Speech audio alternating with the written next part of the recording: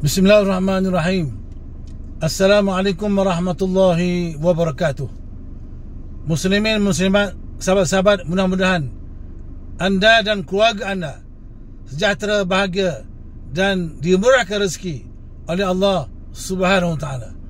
Muslimin yang saya muliakan, saya sahabat anda dalam motivasi, Abu Hasan Al-Asy'ari. Muslimin yang saya muliakan, Nabi ada bagi tahu, Nabi ada berpesan kepada kita sebagai umatnya. Nabi kata, mar'a minkum munkaran falyughayyirhu biyadihi fa in lam yastati' fa bilisanihi fa in lam yastati' fa biqalbihi dhalika ad'aful iman. Nabi sebut, mar'a minkum munkaran falyughayyirhu biyadihi. Siapa yang nampak kemungkaran, kalaupun dia tak nampak tapi dia tahu, dia dengar ada bab-bab kemaksiatan, kemungkaran berlaku, maka dia kena tukar dengan, ubah dengan tangannya. Kalau tak mampu dengan tangan, maka fabilisani, memberilah nasihat, berilah dia teguran, jangan buat maksiat, stop maksiat. Kalau tak mampu nak ubah dengan tangan, tak ada kuasa, dia tak mampu nak bercakap, bila kita cakap, kita bagi tahu, dia maki kita balik. Kita bagi tahu stop maksiat, dia marah kita balik. Kita kena tukar dengan hati. Zalika ad'aful iman. Kita tak setuju, tak redha dengan hati, itulah dia selemah-lemah iman. Ini hadis sahih muttafaq alaih. Jadi nak bagi tahu kepada kita bahawa Nabi memang suruh kita ni mencegah kemungkaran.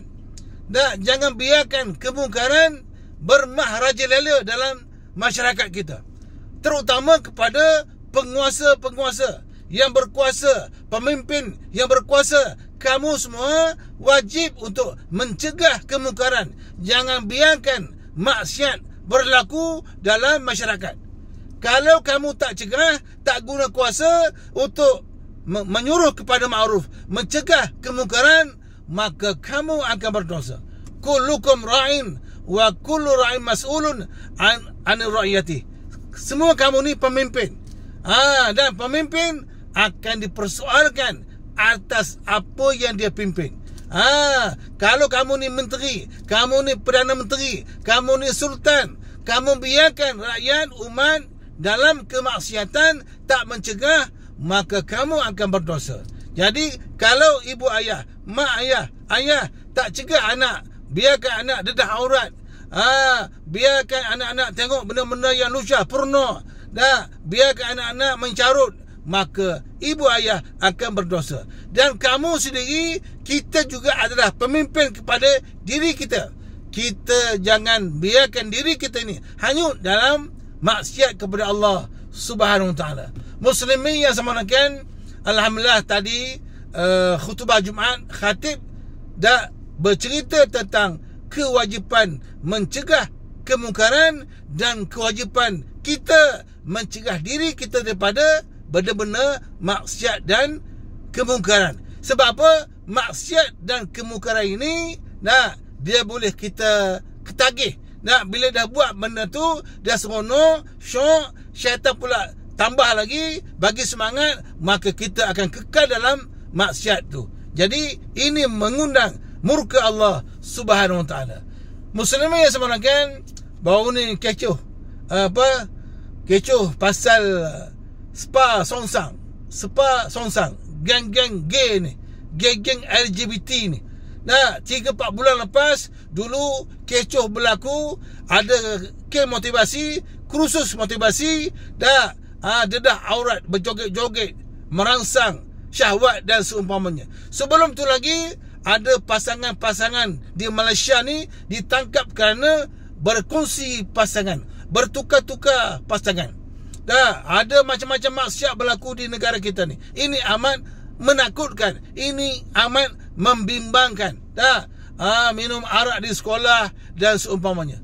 Kes buli tak selesai lagi, kes bunuh di mana-mana. Ini amat membimbangkan. Jadi muslimin yang saya muliakan, jadi kita sebagai muslim wajib mencegah kemungkaran. Jangan redha dengan maksiat.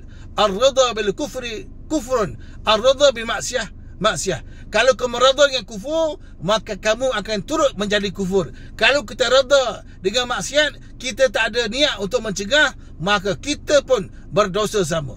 Muslimin yang sebenarnya, dah semalam Parlimen Malaysia ada ahli parlimen pembangkang mencadangkan kepada pihak speaker, jom kita bincang masalah kerosakan akhlak di negara kita ni.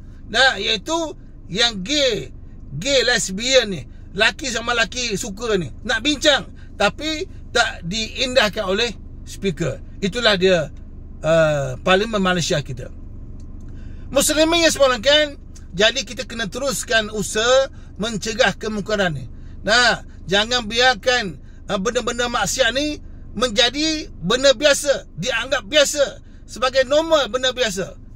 Padahal gay lesbian ni boleh mengundang bala azab Allah Subhanahu wa taala. Muslimin yang sebenarnya, dalam Quran disebut faka'ayyim min qaryatin ahlaknaha wa hiya zalimah. Maksudnya lebih kurang berapa banyak umat, kaum, negeri-negeri yang telah kami musnahkan kerana perbuatan zalim mereka. Umat-umat dahulu, kaum Ad, kaum Samud, termasuk kaum Nabi Lut, kaum Sodom. Mereka ni dibinasakan oleh Allah. Kenapa? Kerana mereka ni zalim pada diri sendiri, menzalimi masyarakat, menindas sesama sendiri, membunuh sesama sendiri, berzina, menipu dalam perniagaan, macam-macam. Maka Allah musnahkan umat terdahulu kerana kezaliman mereka terhadap diri sendiri dan orang lain. Termasuk kaum Nabi Lut, Allah terbalikkan bumi. Sebab apa? Mereka ni suka sesama sendiri, laki sama laki, perempuan sama perempuan. Bahkan bila ada tetamu datang rumah Nabi Lut, malaikat menyamar jadi tetamu, handsome sikit, lawa sikit, maka umat Nabi Lut ni, yang laki-laki ni, begitu datang menyerang, nak memperkosa lelaki tadi, padahal itu adalah malaikat. Dan isteri Nabi Lut sendiri pun bersepakat, mendedahkan, ada tetamu handsome, lawa, laki cantik datang ke rumah. Muslimin yang sebenarnya, jadi janganlah kita terlibat dengan perkara-perkara mungkar ni. Perkara-perkara mungkar ni mengundang bala daripada Allah Subhanahu wa taala. Saya pernah sampai ke Jordan, saya dah pergi ke Bahrul Mayyit, Laut Mati. Saya pergi ziarah kubur Nabi Shu'aib. Saya pernah pergi ke Ashabul Kahfi, gua Ashabul Kahfi, dan saya juga pernah pergi ziarah dan mandi di Tasik Mati, Bahrul Mayyit tu. Dan itu dikatakan Tasik, Allah terbalik bumi jadi Tasik. Itulah umat Nabi Lut yang suka gay lesbian. Jadi kita wajib mencegah kemungkaran sebelum Allah timpakan kita pelbagai bala. Jadi kita tak nak Allah murka kita, kita tak nak Allah marah kita, maka Allah azab kita ni. Dahlah sekarang ni macam-macam berlaku. Ribut itulah, ribut ini, banjir, kilat lah. Jadi banyak perkara-perkara, kalau kita tak berhati-hati, Allah murka kepada kita. Kita nak umat kita ni beriman, bertakwa, aman, damai, selamat daripada maksiat ni. Walau an ahlul qura amanu wattaqau la fatahna alaihim barakatim minas sama'i wal ard. Jadi kalaulah umat kaum itu beriman kepada Allah Taala, bertakwa, takut pada Allah, akan dibukakan pintu rahmat, rezeki daripada langit dan bumi. Mudah-mudahan bila kita cakna kepada umat kita, kita nak umat kita maju, membangun, selamat, sejahtera, aman, damai, tak ada banyak sangat kes-kes penceraian ni. Sekarang ni bila bercerai je kecoh, glamour pula bercerai ni. Seronok pula bercerai ni. Berlaku maksiat, laki orang dengan bini orang, bini orang dengan laki orang, murid dengan cikgu. Ini perkara-perkara yang kita kena benteras, jangan dibiarkan.